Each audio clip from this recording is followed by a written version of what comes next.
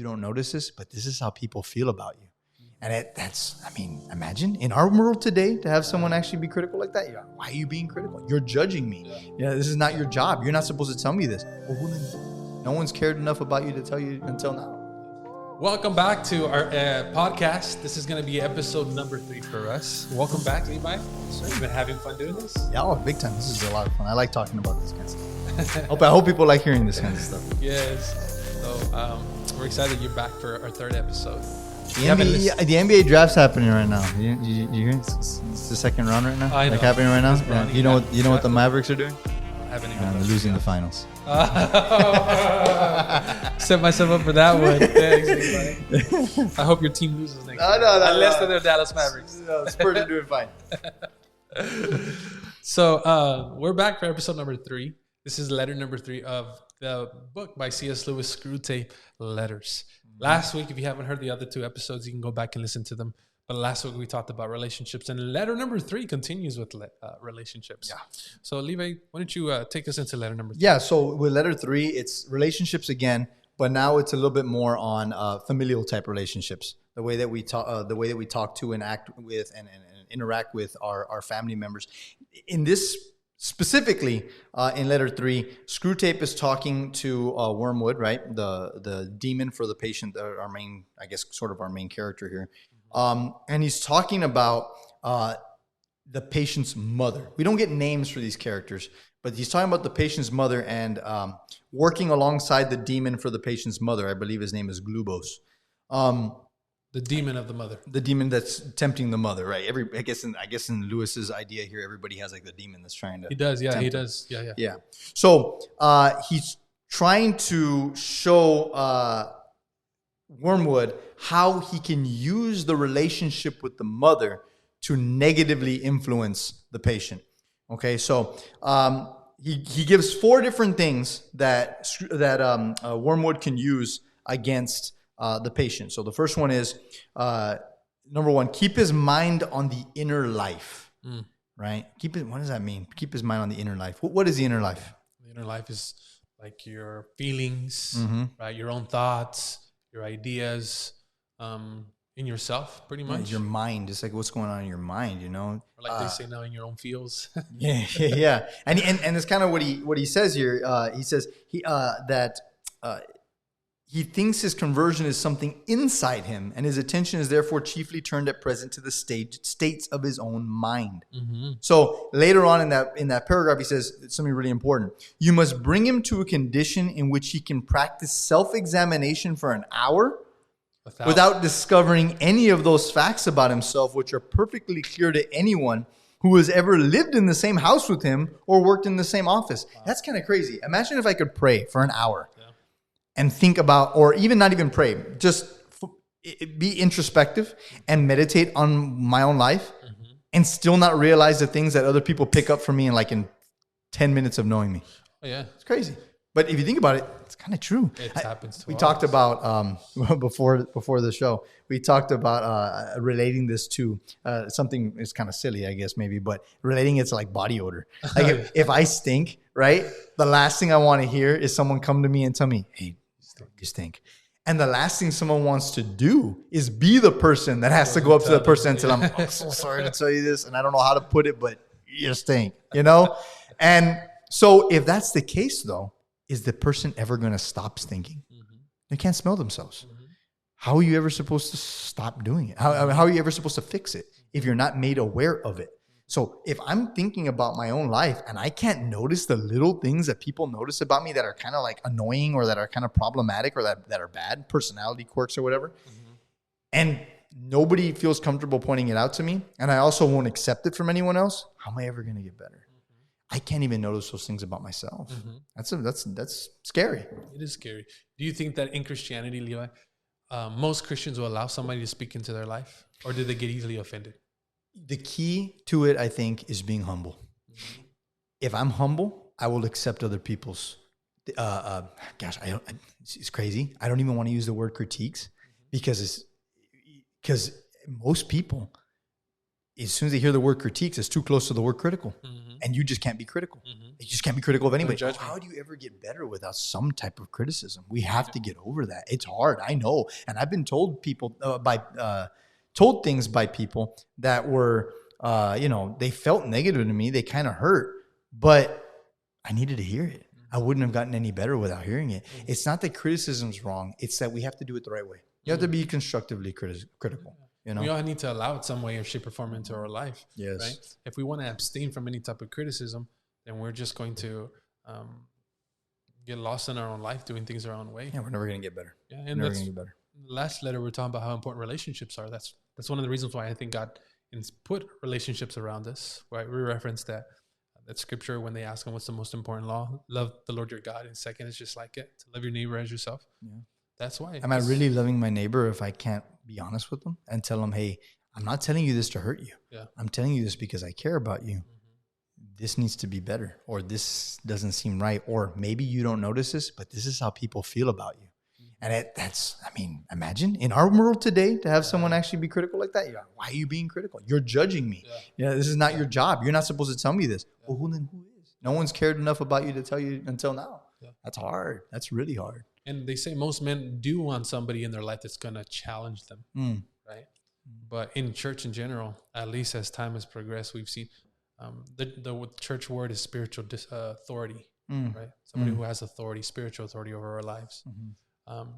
But nowadays, we feel like pastors can't really tell their members what they would like to say sometimes because they don't have the strength to take it. Yeah. Right? Like if somebody hasn't come to church for a while, pastor can't even tell the person like, hey, are you okay? Like, how come we haven't seen you at church or whatever, right? And some people just take it the wrong way, right? It's something so simple. You're not even getting mad at them or calling out their sin. Back in the day, they used to call you to the front and be like, hey, you're going to be a prueba. And the reason you're a prueba is because you slept with this girl, blah, blah, blah, whatever, right? Yeah. And so now both families are going to have to sit down, blah, blah, blah, in front of the whole church. Yeah, isn't that wild? Yeah, crazy. And you can never today.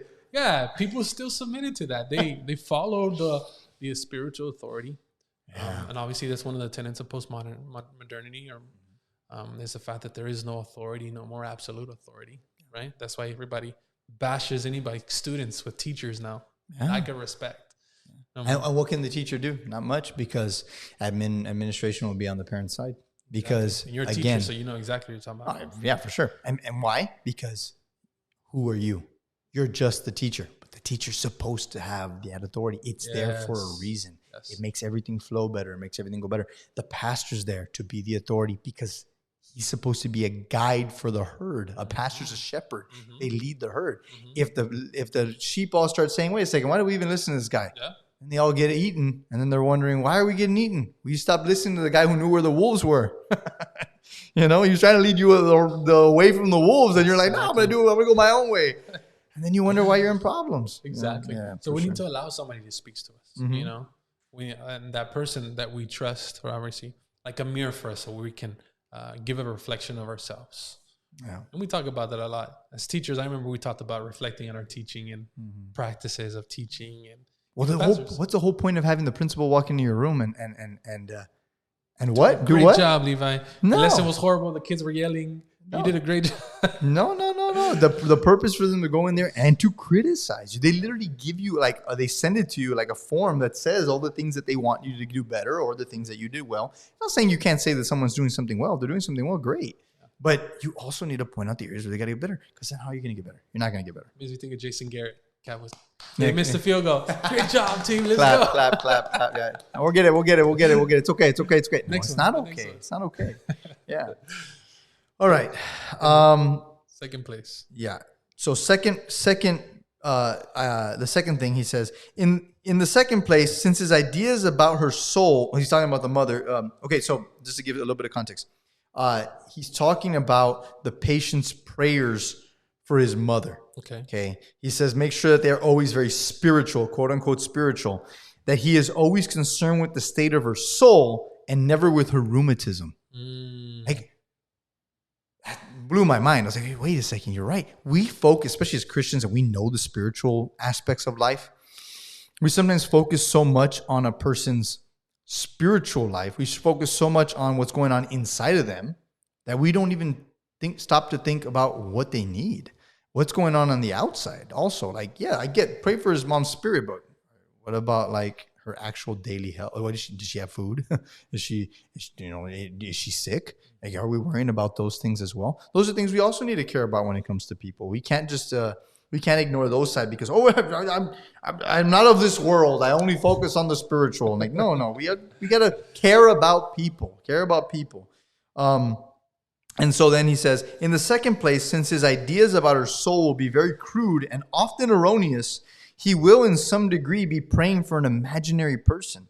And it will be your task that the imaginary person, to make that imaginary person daily less and less like the real mother. Wow. What we do is we start praying for somebody. It could be a family member, it could be anybody else. You're praying for them. And after a while, the more you think about this person, the more our brains, they're very interesting, the more our brain starts to construct a sort of straw man of that person, starts to construct like an idea of that person, but we stop actually thinking about the actual person. We've created almost like a caricature of that person in our mind.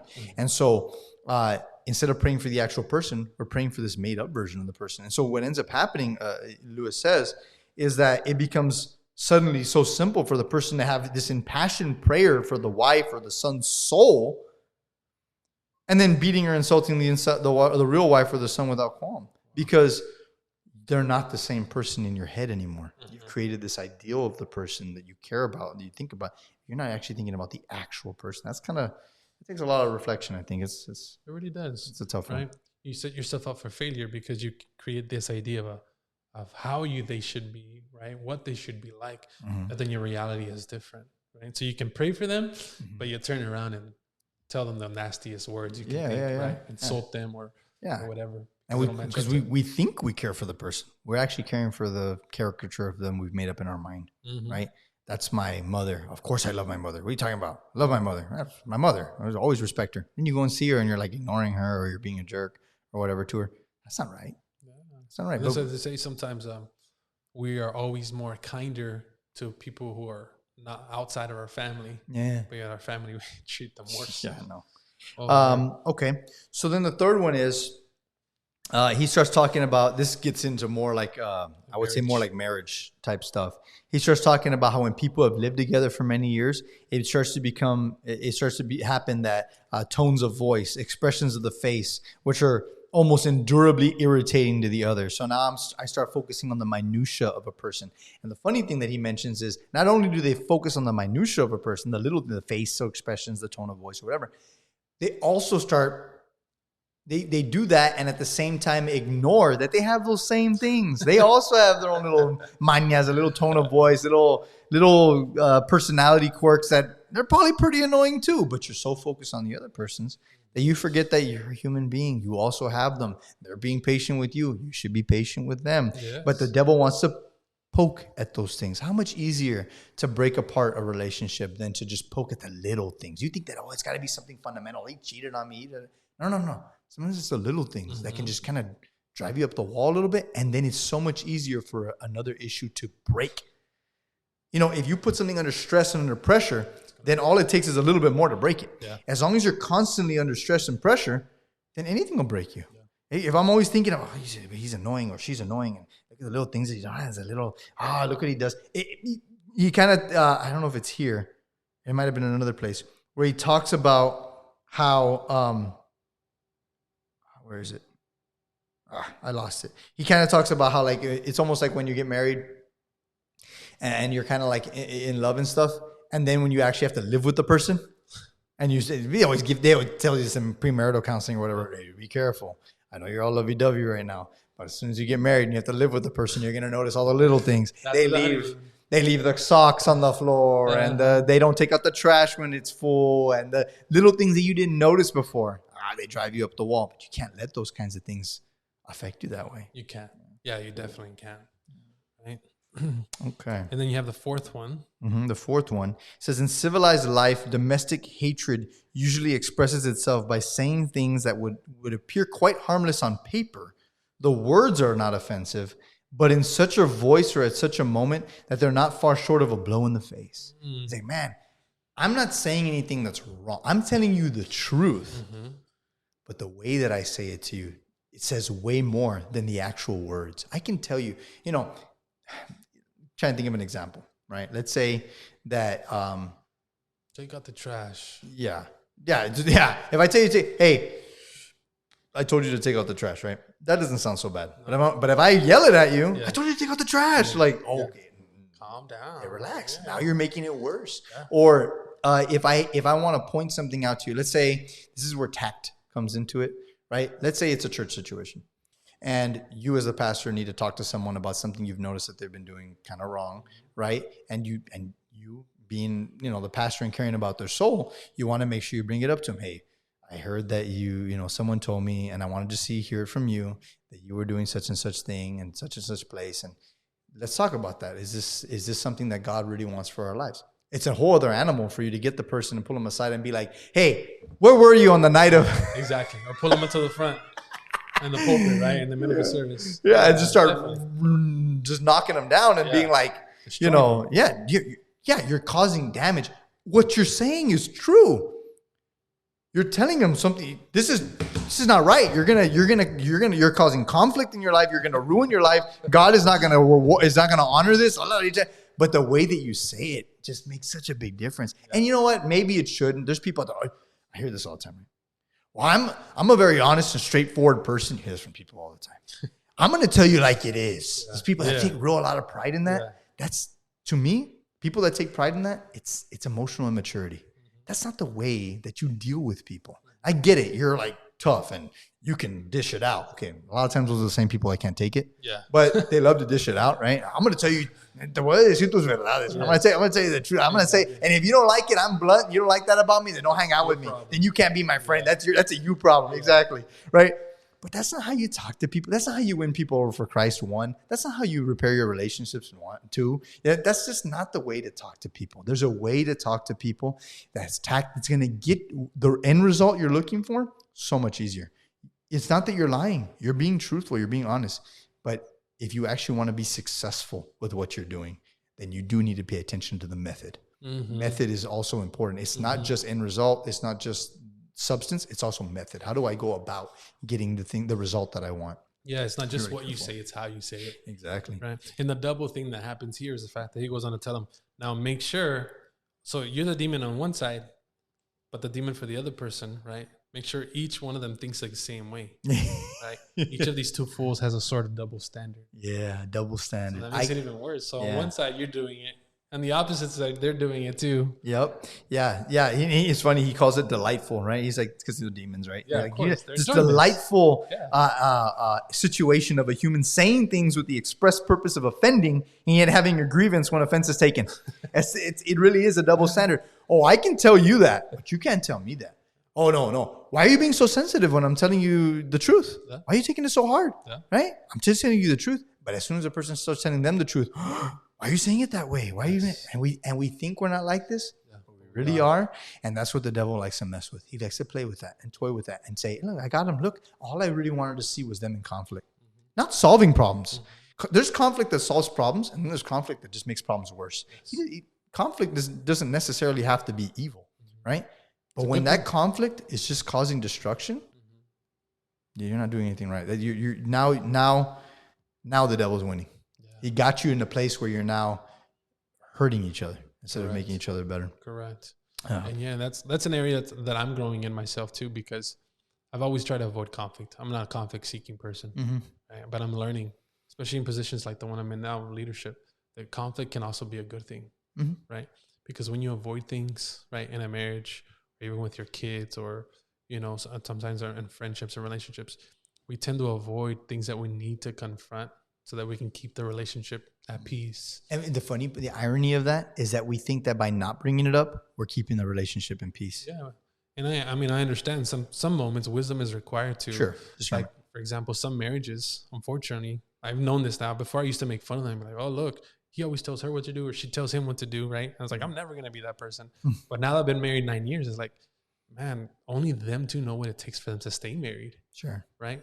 But so there's moments where you have to have wisdom and know when to not say something, right? Because of the dynamics of the relationship and because you're both trying to grow together and mature together, right? But there's also a time in a marriage where you find the opportunity to bring it up. Hey, do you remember that one time that this happened? Yeah. I mean, you're not going to bring it up in the conflict in the middle of the moment, right? When he's yelling at you or she's yelling at you, like, hey, you're not going to solve the problem. The problem is, yes. Yeah. But avoiding it, like never talking about it, is also not healthy, right? And so that's what Scripture tells us, that iron sharpens iron.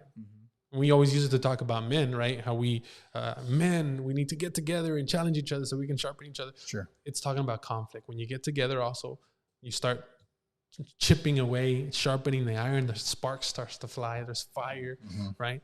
And even reasoning and Scripture, right? We use God's word to bring reason into people's thinking, to change and get rid of all the lies of the devil and brings God's truth into their lives. And sometimes they're battling. They're like, oh, how can that be true? How can God, who's God, die so that I can have life? Yeah. It's that good conflict. Yeah. One of my favorite proverbs is, a word fitly spoken is like apples of gold and settings of silver. Knowing when to say something and having the right thing to say at the right time, it's perfect. It just hits the spot. It's like, wow, I really needed to hear that right now. And there's times when saying the exact same thing in the wrong situation, opposite effect. We have to be wise and discern when to say things and how to say them to people. So, and different people are different ways. I remember I used to play this video game, and it was like an RPG, right? It was a role-playing game. So you had other characters in the game with you, and it was an old game, but it was pretty detailed with the way that conversation dynamics would happen in the game. You would choose to say something to a certain character, and then you would either gain or lose influence with that character. Okay, so what was funny and what the game actually kind of taught me a life lesson was, some people you have to talk to them a certain way, or it just doesn't work. Yeah. And if you try the same approach in the game with all the characters, for some of them it would work, and that same approach would just totally just not work with other ones. And it was interesting. I learned a life lesson there. I said, yeah, there's some people that you do kind of have to talk to them a little bit more forcefully. Yeah. And then there's some people that doesn't work at all. Yeah. So you have to learn how to tailor your approach to different kinds of people. Right? To lead them. Yeah. Yeah. And then the last thing I guess we could say for this letter, he finally says, Screwtape asks Wormwood, talk to me about the mother, the patient's mother's religious position. He wanted to know. Yeah, because the patient's Christian now. He wants to say, what about the mom? Is she jealous of the new factor in his life? Does she think like, why are you acting like you're barely learning this stuff right now? I taught you this when you were a kid. Yeah. Is she being jealous of it? Or does she feel like he's making a great deal of fuss about it? Right? Or that he got in on very easy terms. Who do you think you are? You're a sinner. And he even says, remember the elder brother in the enemy's story. He's talking about the older brother in the prodigal son story, who was jealous of his, hey, he was a sinner. Why is everyone treating him like he's good, right? And so he's saying the same thing. Is the mom doing this to the patient? Is she saying, who do you think you are? Or you at church now, you're a goody two-shoes now, right? You're a holy roller. You're good now, right? You're going to heaven, you're a saint. And you remember how you were just a year ago or whatever. The devil loves the accusations. He's the accuser of the saints, right? Yeah, exactly. He's there to accuse us and bring us out and remind us of the past all the time so that we go back and we repeat those things. And we got to break free of that. We got to make sure that that's not holding us back. And I really like the way he puts it, though. Does she feel he is making a great deal of fuss about it? How many times have we met young Christians that just converted and they're on fire? Yes. And they're like, wow, they're excited to be a Christian. And to a worldly person, or even sometimes, sad to say, to a veteran Christian, right, who's been in the faith for a long time, do we start feeling like they're making a big fuss about it?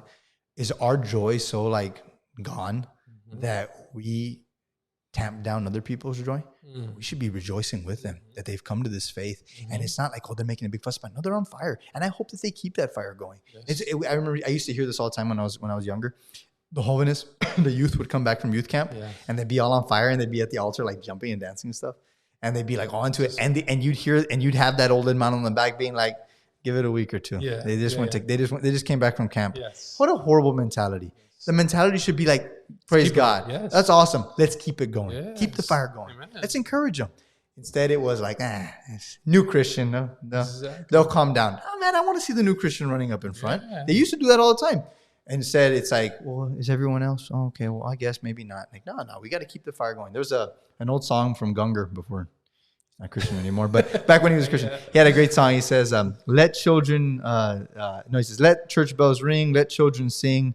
And he says, why, what does he say? Why stop their voice, stifle their joy just because you've lost yours? Something like that. Like, why are you stopping people from enjoying and from worshiping and to glorifying God and to feeling that freedom what a beautiful feeling when you come out of those baptism waters, or when you really encounter Christ and you have that amazing joy and that freedom that comes with knowing my sin is gone. Yes. How would I ever try to tamp that down? And so he's saying, is the mom like that? Like this is what Screwtape is saying. Is the mom like that? She trying to shut him down? Because then they can use that. The devil, don't let the devil use you to bring down someone else's joy. Come on. Yeah, even in church. Relationships are so important. We talked about that in our last letter. So anybody listening maybe needs to call somebody, ask for forgiveness, right? Reach out to somebody, even if you feel like they don't deserve it, right? Or maybe maybe you feel like someone's been critical of you, and maybe you just misinterpreted it. Maybe they were trying to help you, and you took it the wrong way. I think that's something important too. Like, I know that I've done that before. I've taken something someone said really hard to heart, and then I realized, no, that person was just trying to help me, and I have to be careful. Exactly. And it's good because obviously relationships are important. When we are in our last moments in our deathbed, right? Yeah. The things that we're going to feel most regret for are the relationships that we mishandled in a bad way, and that we never actually fixed. And the ones we'll be able to appreciate are the ones that we actually took care of. Some of the greatest gifts that God gives us is our family, our friends, our wives, husbands, children. Those are some of the greatest gifts God gives. We're social creatures and we're not meant to be alone. I mean, look what God said about Adam in the garden, right? He's not good for man to be alone. We should have those relationships. We got to make sure that we maintain them. Yeah, exactly. Don't miss out next week on our next episode. We're going to be talking about prayer, and we're talking about war. How the devil can use those things too. Yeah, so it should be interesting. So thanks again for joining us. See you guys at the next one. Like and subscribe.